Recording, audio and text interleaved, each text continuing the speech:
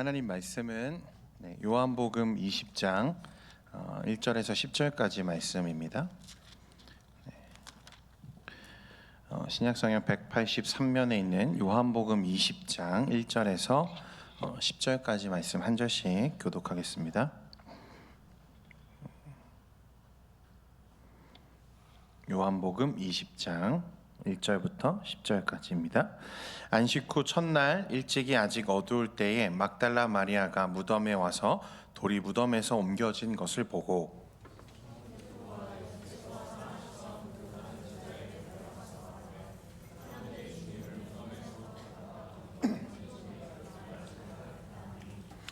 베드로와 그 다른 제자가 나가서 무덤으로 갈새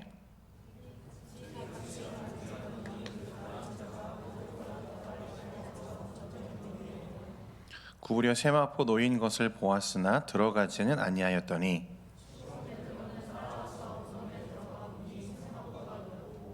또 머리를 쌌던 수건은 세마포와 함께 놓이지 않고 딴 곳에 쌌던 대로 놓여 있더라.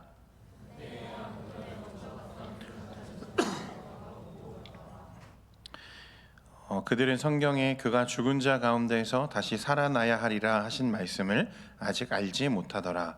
이에 두 제자가 자기들의 집으로 돌아가니라. 아멘. 할렐루야. 네, 우리 좌우에 계시는 우리 형제 자매들, 우리 지체들과 한번 인사하겠습니다. 예수님 부활하셨습니다. 네. 아멘. 네. 여러분 반갑습니다. 오늘은 우리가 부활주일로 지키고 있습니다.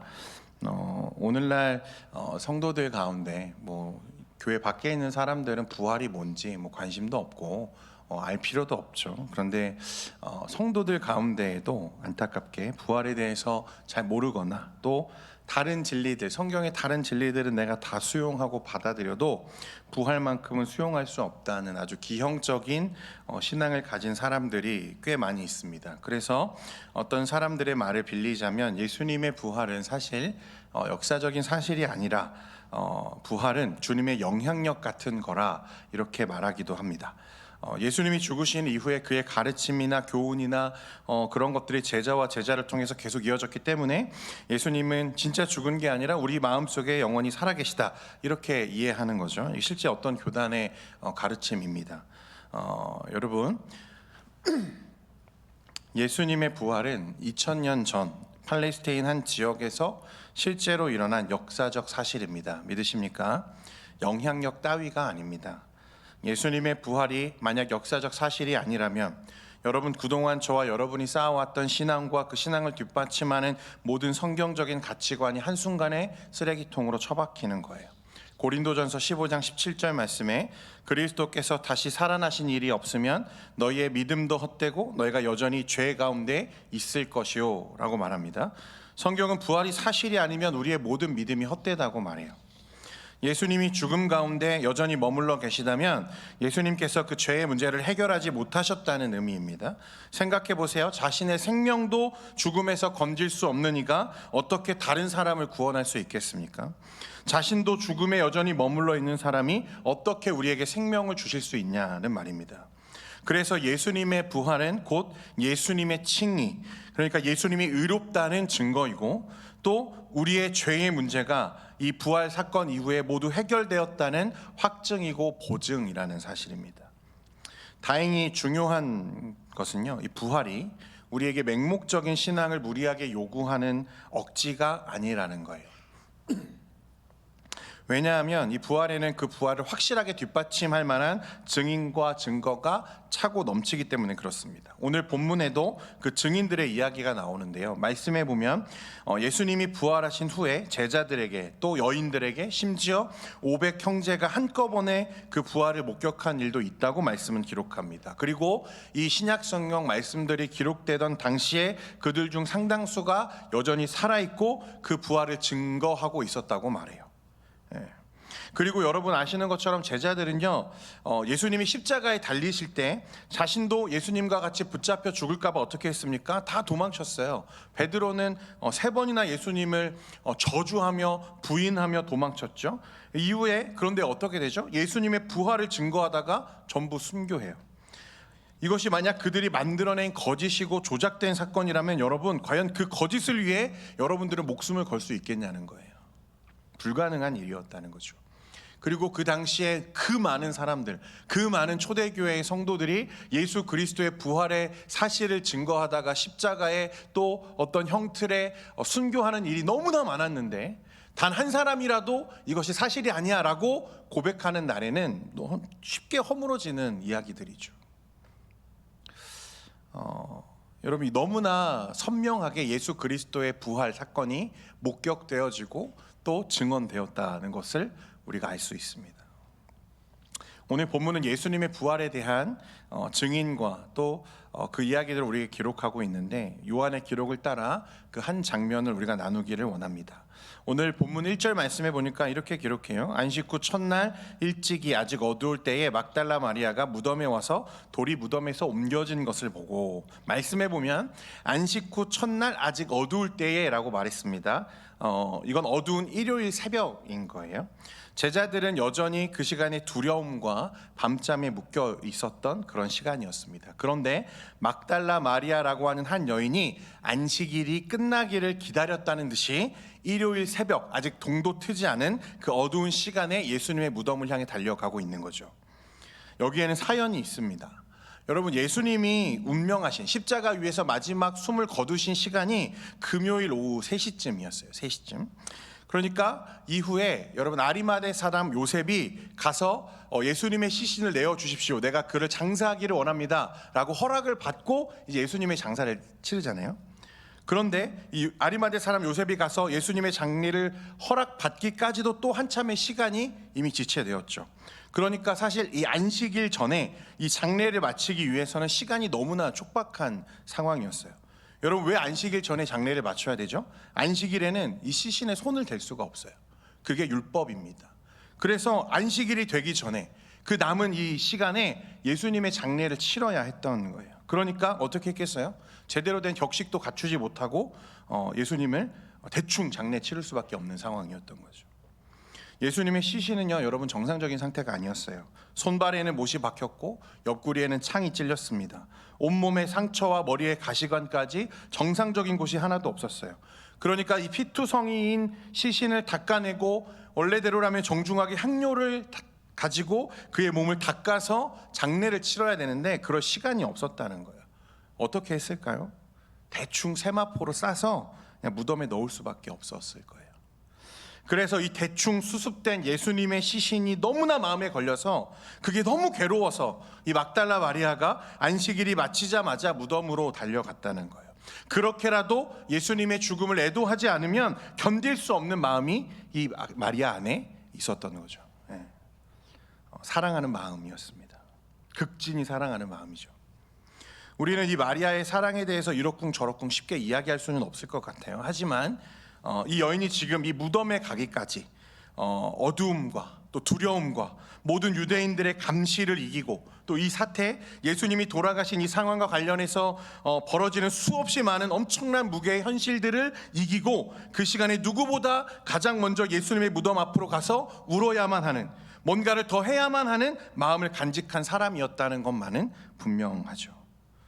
그러니까 이 여인은 지금 그 순간에 누군가 너무나 사랑했던, 자신이 너무나 끔찍히 사랑했던 이를 잃게 된 엄청난 슬픔과 아픔에 눌려있는 상황이었습니다. 그런데 막상 무덤에 가보니까 어떻게 돼 있어요? 무덤을 막았던 돌이 옮겨져 있어요. 무덤이 열려 있다는 거예요.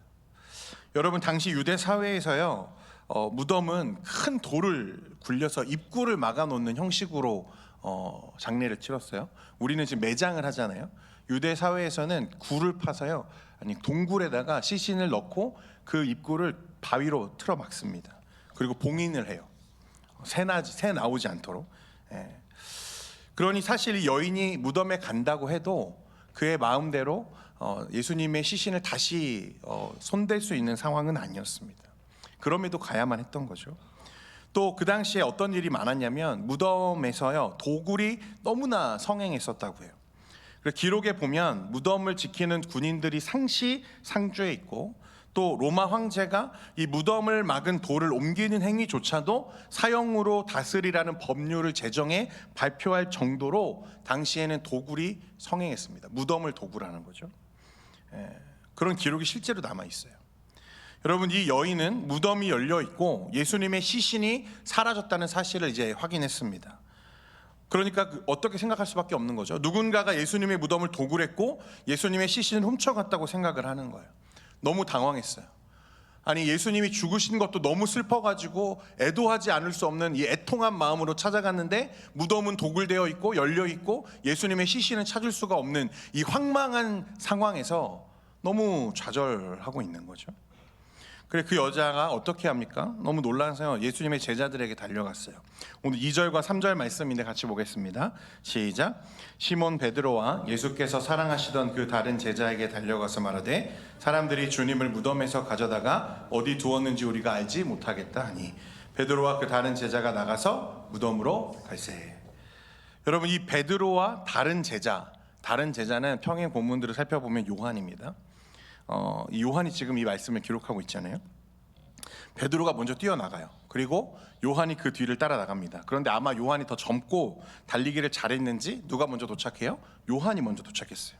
그런데 이 요한은 어떻게 합니까? 무덤에 먼저 도착하기는 했지만 열린 무덤을 확인하고 들어가지는 못하고 머리만 살짝 집어넣고 안쪽을 살펴봐요. 그래서 그는 무덤에 놓여있던 세마포를 살짝 보게 됩니다. 왜 들어가지 못했을까요, 여러분? 그리고 이제 뒤에 도착한 베드로는요, 요한을 뒤로 하고 쑥 깊숙이 무덤으로 들어갔다고 말합니다. 그리고 확인하는 거죠. 예수님의 시신이 없어졌고 세마포만 그곳에 있는 게 아니라 예수님의 머리를 감쌌던 수건이 잘 개켜져 있는 것을 이 베드로가 보게 됩니다. 자, 여러분, 이 제자들이 스승의 시신이 없어졌다는 소식을 듣고 달려간 그 이유와 동기는 예수님이 부활했다는 기쁨 때문이 아니죠. 그죠? 왜 갔어요? 그냥 예수님이 시신이 도난당했다는 소리를 듣고 그걸 확인하러 갔을 뿐이에요. 이 9절에 보십시오, 여러분. 9절 말씀에 보면 뭐라고 기록하냐면 그들은 성경에 그가 죽은 자 가운데서 다시 살아나야 하리라 하신 말씀을 아직 어떻게 했다? 알지 못했다 했어요. 그러니까 그들은 이미 예수님이 수차례 내가 죽은 지 3일 만에 다시 부활할 거야 라고 하신 말씀을 이 당시에는 기억했다는 거예요, 못했다는 거예요? 전혀 기억하지 못했다는 거예요. 그래서 이 말씀을 기록하는 요한이 이 베드로와 또 이 무덤에 달려간 사람이 누구라고 했어요? 요한이라고 하지 않고 다른 형제라고만 했어요. 자기 이름은 어떻게 해요? 살짝 빼죠. 왜 그랬을까요? 부끄러운 거예요. 이 당시 자신의 그런 행동과 그런 모습들을 회고하고 회상하면서 자신의 모습이 너무 부끄러운 거예요. 내가 그때 그것을 기억했어야 되는데, 예수님의 말씀을 내가 그때 떠올렸어야 되는데, 그때 이미 부활의 기쁨을 내가 누리고 있었어야 되는데 라고 생각하는 거죠. 그들은 이 빈 무덤만 확인한 채 서둘러서 자리를 떠났습니다. 두려웠어요. 예수님이 부활했다는 사실은 전혀 생각조차 못하고 예수님의 무덤에서 시신이 옮겨졌고 이 사실이, 자신들이 여기에 있다는 사실이 발각되는 것만으로도 자신들의 생명이 위협받을 것을 알기 때문에 아무런 조치도 취하지 않고 예수님의 시신이 없어졌음에도 불구하고 그대로 돌아갑니다. 마리아도 베드로도 또 다른 요한도 예수님의 빈 무덤을 확인했어요. 빈 무덤만을 보았죠. 이때까지는 어떻습니까? 모두 예수님이 죽으셨다는 사실과 이 현실의 두려움에 짓눌려 있습니다. 자, 제자들은 돌아갔는데 마리아는 차마 돌아가지를 못했어요. 자리를 뚫을 수가 없는 거죠. 너무 애통해요. 너무 슬퍼요. 안타까움에 발을 동동 구르며 어떻게 하지? 눈물만 흘리고 있습니다. 11절에 보면 마리아는 무덤 밖에 서서 울고 있더니 울면서 구부려 무덤 안을 들여다보니, 발을 동동 구르다가 계속 울다가 이제 무덤을 다시 들여다보고 계속해서 그렇게 애통해하고 있는 거죠. 그런데 이제 조금 전까지는 보이지 않았던 무언가가 그의 눈에 보이기 시작합니다. 12절, 13절 말씀인데 스크린 보시고 같이 한번 읽겠습니다. 시작. 흰 옷 입은 두 천사가 예수의 시체에 뉘었던 곳에 하나는 머리편에 하나는 발편에 앉았더라. 천사들이 이르되 여자여 어찌하여 우느냐 이르되 사람들이 내 주님을 옮겨다가 어디 두었는지 내가 알지 못함이니이다. 마리아는 사실 이들이 천사라는 사실조차 몰랐어요. 그냥 이 무덤에 관계된 사람이겠거니 생각했을 겁니다. 천사는 마리아에게 뭐라고 물어보죠? 왜 우느냐라고 물어봤어요. 왜 우느냐? 이 말은 마리아가 울고 있는 이유를 물어보는 게 아니죠. 너 왜 울고 있어? 라는 게 아니에요. 전혀 울 이유가 없는데, 울 필요가 없는데 왜 울고 있어? 라고 말하는 거예요. 마리아는 지금 슬퍼서 우는 거잖아요. 그렇죠? 자신이 너무 사랑했던 하나님의 아들이라 여겼던, 그래서 자신을 구원하셨던 이 예수님이 십자가에 죽으셨고 그 시신마저 도난당한 상황에 너무 슬퍼서 지금 우는 거죠. 그러니까 그녀는 지금 여전히 예수님이 어떤 상태에 머물러 있는 거죠? 마리아에게는 죽음 가운데 머물러 있는 거예요. 여전히 사망의 그늘 아래에 지금 놓여 있었다는 거죠, 마리아에게는. 그런데 여러분 14절에 보십시오. 이 말을 하고 뒤를 돌이켜 예수께서 서 계신 것을 보았으나 예수이신 줄은 알지 못하더라. 또 16절에 예수께서 마리아야 하시거늘 마리아가 돌이켜 히브리 말로 라보니 하니 이는 선생님이라는 말이라. 천사들을 보고서도 자기의 뒤에 서 계시는 예수님을 보면서도 마리아는 전혀 인식하지 못하죠. 그런데 예수님이 마리아를 부르실 때, 마리아야 라고 부르실 때 그의 귀가 열리고 이제 비로소 눈이 열리고 이제야 예수님을 보기 시작하는 거예요. 이제서야 부활하신 예수님을 그가 인식하기 시작합니다. 여러분 정확하게 해야 돼요. 그녀가 본 게 아니고 주님이 보여주신 거예요. 맞죠? 그 자리에 천사들이 갑자기 나타난 게 아니에요. 말씀 어디에도 그런 말씀이 없어요. 예수님이 갑자기 마리아의 뒤에 뿅 하고 나타나신 게 아니에요. 예수님은 계속 그 자리에 계셨어요. 그런데 마리아는 보지 못했어요. 언제 봅니까? 예수님이 보여주실 때 보는 거예요. 자, 예수님을 보자 여러분 어떻게 되죠? 예수님을 인식하기 시작한 마리아의 태도와 그 변화를 여러분 주목해야 돼요. 말씀에 그가 너무 기쁜 나머지 아마도 예수님께 뛰어올라서 예수님께 안기려 했던 것 같아요.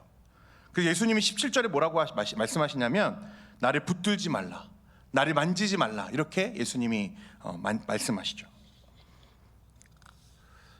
예수님을 보자, 부활하신 예수님을 그가 보기 시작하자 지금 전까지는 슬픔과 애통에 짓눌려 있던 마리아의 상태가 여러분 어떻게 변화되었습니까? 기쁨으로 바뀌었어요. 천사가 앞에서 왜 우냐? 울 필요가 없는데 왜 울고 있어? 라고 하는 말을 그가 이제 이해하기 시작합니다. 그녀의 시선이 더 이상 죽음에 또한 사망에 머물러 있지 않았다는 거예요. 사랑하는 청년 여러분, 우리가 예수님을, 특히 예수님의 부활을 보아야 하는 것은 바로 이것 때문에 그렇습니다. 여러분 우리의 시선은 이제 죽음, 사망 그곳에 머물러 있을 이유가 없습니다. 예수님은 부활하셨고 그 부활하신 예수님을 우리가 목격하기 때문에 그렇습니다. 여러분 우리 신앙에서요 무엇을 보는가? 여러분 제가 목격한다, 보아야 된다, 보았다, 보여주셨다, 계속 본다라는 말을 사용했는데 여러분 이 의미가 어떤 것인지 여러분들이 알기를 원해요. 여러분 우리 신앙에서 무엇보다 중요한 건 우리가 무엇을 보는가 하는 것입니다. 여러분 이 사건이 있기 직전에 예수님이 십자가에 달리시는 그 현장에 예수님 십자가 좌우에 달렸던 강도 아시죠? 네. 예수님이 혼자 십자가에 달린 게 아니고 예수님의 좌우편에 두 강도가 함께 십자가에 달렸어요. 누가는 이 강도를 행악자라고 했고 이 말은 그대로 범죄자 혹은 죄인이라는 뜻입니다. 그런데 마태와 마가는 조금 다르게 표현해요. 레스페스라는 헬라어로 그들을 표현하는데 이건 뭐냐면 당시 그냥 범죄자가 아니라 당시 로마 제국을 저항하는 혁명 분자들을 가리키는 말이에요. 그러니까 그냥 범죄자가 아니라 정치범들이죠. 테러리스트들입니다. 그래서 어떤 사람들은 예수님과 함께 십자가에 못 박혔던 이 두 강도가 누구냐면 예수님 대신 빌라도가 풀어주었던 누구죠? 바라바의 동료였을 거다, 이렇게 보기도 합니다. 어쨌든 그들은 어떤 사람들이냐면 오직 칼, 피의 혁명만이 세상을 바꿀 수 있다는 생각을 가지고 그런 세상을 위해 다른 사람들의 생명을 해하고 테러를 자행하다가 붙잡힌 사람들이었어요. 그중 한 강도는요 예수님을 바라보면서 말로 담을 수 없는 참담한 모욕으로, 욕설로 예수님을 모욕했습니다. 네가 그리스도가 아니냐? 그러면 너와 우리를 구원하라. 바꿔 말하면 무기력하게 십자가에 못 박히는 자가 어떻게 남을 구원할 수 있어? 그 우유부단하고 무능하며 연약해 보이는 온정주의로는 네가 말하는 그 십자가로는 너 스스로도 구원하지 못해 라고 조롱하는 거예요. 예수님의 모습에 보이는 용서와 사랑, 희생과 순종으로는 이 세상을 바꿀 수 없고 너 한 사람도 구원할 수 없다고 말하는 거죠. 죽어가는 순간에도 이 강도는요, 오직 칼과 피의 혁명만이 세상을 바꿀 수 있다고 믿는 거예요. 여러분, 당시 예수님을 따르던 무리가 얼마나 많았습니까? 그죠? 허다한 무리들이 예수님을 막 쫓아왔어요. 예수님의 영향력은 대단했습니다. 그리고 예수님의 이름은 많은 사람들에게 기대감을 불러일으켰어요. 로마의 압제로부터 자신들을 해방시켜줄 사람이 바로 이 사람인가? 그런 기대를 실제로 사람들이 가졌죠. 그 많은 사람들에게 예수님은 왜 진작 그들에게 칼을 쥐어주지 않았는가? 왜 로마를 전복시키려고 하지 않았는가? 그런 말이죠. 그런 영향력과 인기와 기대를 가지고 그런 기회를 다 놓치고 어째서 이렇게 무능하고 연약하게 죽는가라고 그가 지금 비난하는 거예요. 그의 눈에는 예수님의 십자가가 철저하게 무능하고 연약하고 무책임한 것으로 보였던 거죠. 그런데 그 강도 반대편에 분명 같은 길을 걸어왔고 같은 제목으로 잡혀왔을 텐데 반대편의 강도는 앞선 강도와 전혀 다른 모습으로 우리에게 소개됩니다. 누가복음 23장 40절에서 42절인데 같이 한번 읽겠습니다. 시작. 하나는 그 사람을 꾸짖어 이르되 내가 동일한 정죄를 받고서도 하나님을 두려워하지 아니하느냐. 우리는 우리가 행한 일에 상당한 보응을 받는 것이니 이에 당연하거니와 이 사람이 행한 것은 옳지 않은 것이 없느니라고 이르되 예수여 당신의 나라에 임하실 때 나를 기억하소서. 여러분, 이 강도가 만약 바라바의 동료들이라면 두 사람은 혁명 동지잖아요. 그렇죠? 그런데 사실 앞에서 예수님을 향해서 참남하게 모욕을 쏟아내던 강도를 이 다른 강도는 어떻게 합니까? 꾸짖고 있어요. 뭐라고 말하죠? 그 동료를 꾸짖으면서 뭐라고 말하냐면 우리가 죽는 것은 그릇된 길로 행한 우리의 죄 때문이라고 말합니다. 우리가 죽는 건 우리 죄 때문에 죽는 거야. 그는 앞선 강도처럼 칼과 피의 혁명을 추구했을 거예요. 당연히 그것을 실현하기 위해서 다른 사람의 생명을 해하는 일을 해왔을 겁니다. 그런데 지금 그는 이 예수님 앞에서 자신의 길이 틀렸다고 인정해요. 그리고 내 민족, 내 가족을 위해서 다른 사람의 생명을 해하는 것은 결코 올바른 구원의 방식일 수 없다고 말하는 거죠. 그리고 지금 눈앞에 있는 예수님을 통해서 진정한 구원이 무엇인지를 깨닫는다고 말하는 거예요. 41절 하반절에 보면요, 그는 이분이 행한 것은 옳지 않은 것이 없다라고 말하죠. 내가 걸어온 길은 틀렸어. 나는 내 죄 때문에 죽는 거야. 그런데 자신과 같은 처지인 줄 알았지만 똑같이 십자가에 달려있는 예수님을 보면서 자신과 전혀 다른 길을 걸어오신 예수님은 옳다고 말하는 거죠. 결과적으로 그는 마음을 다해서 참 구원자이신 예수님께 자신의 생명의 구원을 부탁하고 의지하기 이릅니다. 이르되 예수여 당신의 나라에 임하실 때 나를 기억하소서. 여러분, 이 사람의 고백이 얼마나 대단한 고백인지 아시기를 원합니다. 이 사람은요 지금 예수님의 죽음 이후를 보고 있죠. 그죠? 예수님이 십자가에서 끝나지 않을 거라고 믿는 거예요. 그래서 여기에서 예수님이 죽는다 하더라도 이 예수님을 통해서 하나님의 나라가 반드시 임하게 될 것이라는 확신이 지금 이 강도에게는 있는 거죠. 이 확신에, 여러분 이것을 믿음이라고 표현해도 괜찮을 것 같아요. 이 강도에게 예수님 이렇게 대답하십니다. 43절에 예수께서 이르시되 내가 진실로 내게 이르노니 오늘 내가 나와 함께 낙원에 있으리라. 여러분, 분명 두 강도는요 똑같은 상황과 똑같은 십자가를 똑같은 시간에 바라보고 있어요. 그렇죠? 그런데 한 사람은 보았고 한 사람은 전혀 보지 못했습니다. 여러분, 본다는 건 이런 거예요. 여러분, 무엇을 보느냐 하는 것은 우리에게 너무나 중요한 문제입니다. 구체적으로는 여러분 예수 그리스도의 보혈을 보셔야 돼요. 보셔야 돼요. 사망과 저주, 죽음에 머물러 있던 마리아는 부활하신 예수님을 보게 되고 보여주실 때 그 모든 불안과 염려로부터 노임받았습니다. 기쁨과 감사와 희락과 화평이 그 순간 그녀를 지배하고 다스리기 시작하죠. 여러분, 이제 우리는 부활의 시대, 사도들과 같지 않기 때문에 우리가 가진 육체의 눈으로는 예수님을 볼 길이 없습니다. 예수님은 이미 승천하셨고 이제 하늘 보좌 우편에 계시기 때문에 예수님을 볼 길이 없어요. 그러면 우리는 이 부활의 기쁨을 어떻게 확인하고 또한 확신하게 됩니까? 우리는 이제 예수님을 볼 수 없는데 무엇으로 예수님의 부활을 우리가 확인할 수 있냐는 거예요. 여러분, 그러나 여러분들은 사실 이미 예수님을 보고 있습니다. 성경에서 말하는 본다는 것은요, 우리의 시력과 관련된 개념이 아닙니다. 마리아는 눈으로 보면서도요, 사실 예수님이 보여주시기 전까지는 어땠어요? 예수님이 인지도 몰랐어요. 제자들도 마찬가지입니다. 도마는 심지어 예수님의 못자국에 손을 넣고 예수님이 찔린 창 자국에 손을 집어 넣어 보고 나서야 그가 예수님인 것을 이해하기 시작했어요. 보여주시는 거예요, 여러분. 이제 우리의 육의 눈이 아닌 우리는 믿음의 눈으로 주를 봅니다. 우리 안에 계신 성령을 통해서 예수 그리스도의 부활을 우리가 믿게 되죠. 성령 하나님께서 그리스도의 부활을 우리에게 보여주신다는 거예요. 이게 믿음의 한 모습입니다. 요한복음 20장 29절에 이렇게 말씀합니다. 같이 보겠습니다. 함께 읽겠습니다. 시작. 예수께서 이르시되 너는 나를 본고로 믿느냐? 보지 못하고 믿는 자들은 복되도다 하시니라. 도마에게 하신 말씀이에요. 너는 나를 본고로 믿느냐? 보지 못하고 믿는 자들은 복되다. 여러분들이 더 복되다고 말씀하세요. 여러분, 그래서요, 사람들은 주의 제자들을 증인이라고 말합니다. 예수 그리스도의 부활을 증거하는 사람들이죠. 오늘날 예수님이 여러분들을 부활의 증인으로 부르셨다는 사실을 믿으십니까? 우리는 보지 못했는데 어떻게 증거하나요? 네, 어리석은 이야기입니다.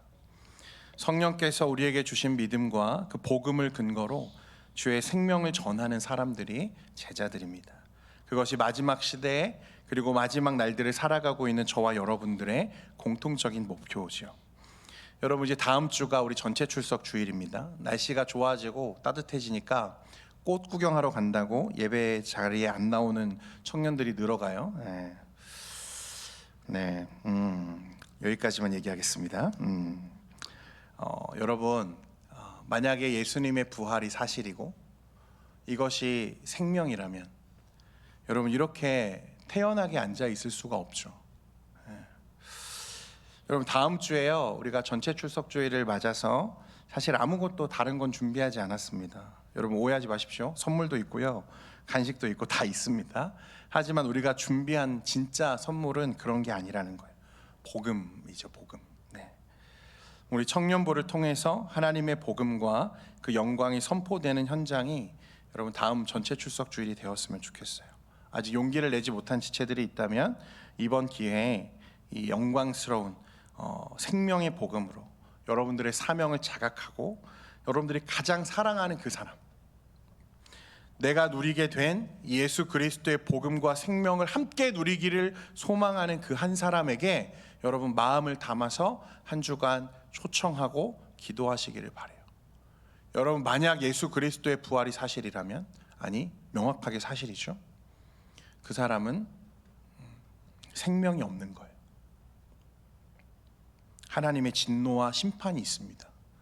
여러분, 이것을 무섭게 받아들이셔야 돼요. 여러분, 내가 믿는다는 건요, 내가 하나님을 믿는다고 하는 건 하나님의 심판이 있다는 사실을 인정하는 겁니다. 여러분들이 가장 사랑하는 그 사람을 그 하나님의 진노 아래에서 건져낼 수 있기를 소원합니다. 기도하겠습니다. 거룩하신 하나님, 거룩한 부담감과 함께 오늘 부활의 증인으로서 또 생명의 수혜자로서 하나님 이 자리에 섭니다. 우리 사랑하는 청년들, 이제 믿음으로 주를 바라봅니다.